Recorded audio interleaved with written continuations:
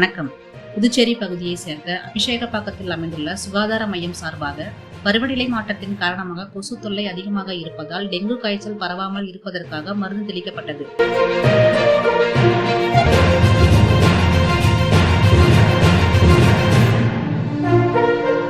அபிஷேகப்பாக்கத்தை அடுத்த தேடுவனத்தில் இது தொடர்ச்சியாக தொடங்கப்பட்டுள்ளது. ரெட் நியூஸ் தமிழ் செய்திகளுக்காக புதுச்சேரி தவளக்குப்பம் செய்தியாளர் ஆனந்த். இதுபோன்ற செய்திகளை உடனுக்குடன் தெரிந்து கொள்ள ரெட் நியூஸ் தமிழ் தொலைக்காட்சியை சப்ஸ்கிரைப் செய்யவும்.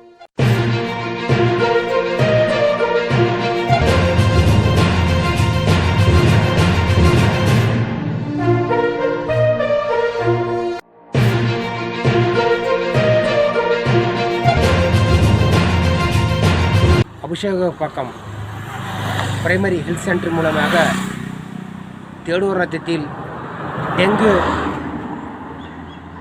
கொசுநோய் தொல்லையால் பாதிக்கப்படும் மக்களுக்காக கொசு மருந்து அடித்து கொண்டிருக்கிறோம்.